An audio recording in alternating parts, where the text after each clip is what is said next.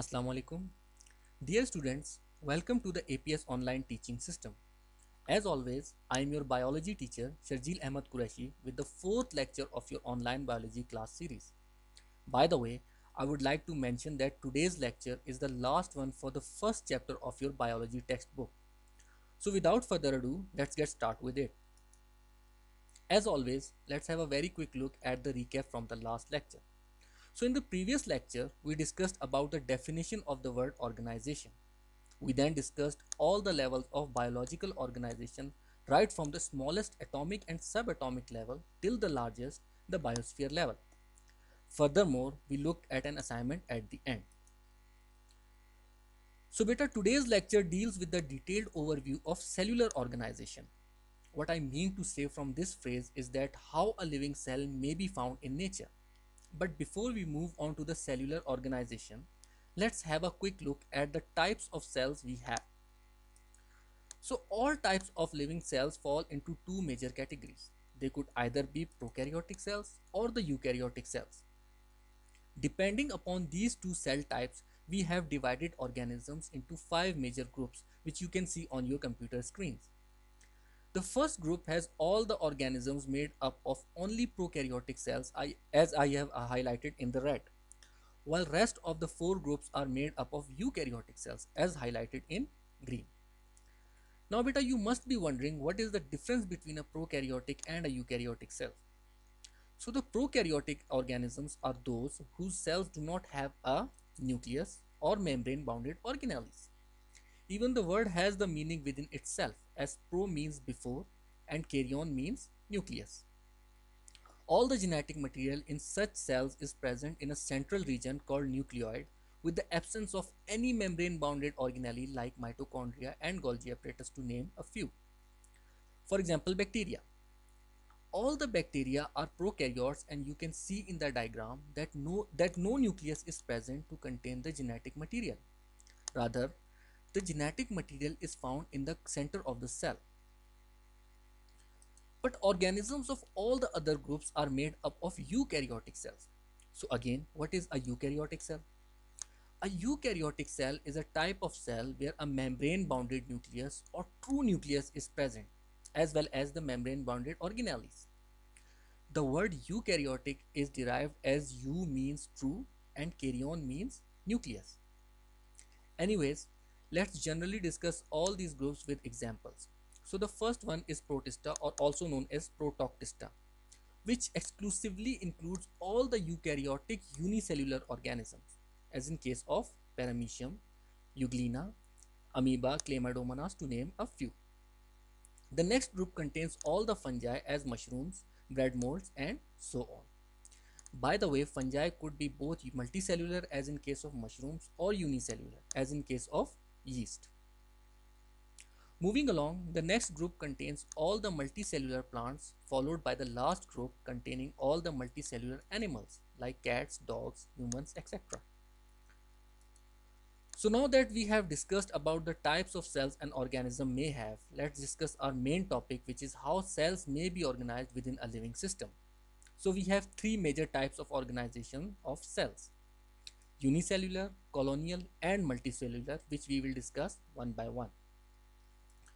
So the first type of organization is unicellular organization, in which a cell lives all alone without associating or combining with other cells. It alone carries all the basic activities of life without relying on other cells. In short, a single cell is an independent entity. We have a number of examples in this group, including Euglena, Amoeba, Paramecium, and many other, to name a few. You can see that all these organisms exist as single cells and are not found bounded to other cells. The second type of cellular organization is the colonial organization, in which a cell makes colonies with other identical cells. However, there is a catch. There is no division of labor present in colonial organization. What I mean to say is that each and every cell within the colony is still independent and carries out all the functionalities of life itself without relying on other cells. For example, Volvox. As you can see in the picture, thousands of Volvox cells are combined with each other to make this round looking colony. So beta, you might be wondering that if a cell is doing all the functions of life itself, why does it need to make a colony in the first place? So the reason is very simple. A colony provides a lot of advantages to a unicellular organisms like protection against pathogens and localization. What I meant from localization is that it is difficult for a tiny single cell to get attached to a surface, but for a large colony it is much easier. By the way, we have Volvox in our biology lab as well, which we will see during our practicals. So the third type of organization is the multicellular organization, in which cells combine with each other to make tissues that in turn make organs and organ system. In this type of organization, all the cells work together towards a common goal. We have already discussed multicellular organization in previous lecture in great detail. I would strongly suggest you to watch that video should you have any problem in this topic. Anyways beta, plants and animals are all examples of organisms that have multicellular organization, or simply they are the multicellular organisms. We have two very common candidate organisms from both plant side and the animal side.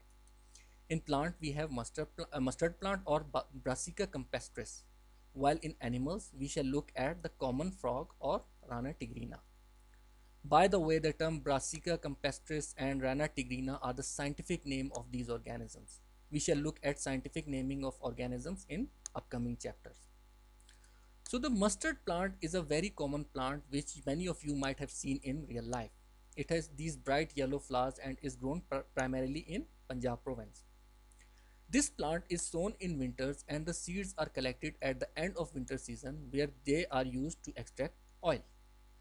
The plant is divided into two major parts, which are the vegetative part including root, stem and leaves, and the reproductive part including the flowers. By the way, these parts are named so as the vegetative part do not take part in reproduction of plant while flowers do.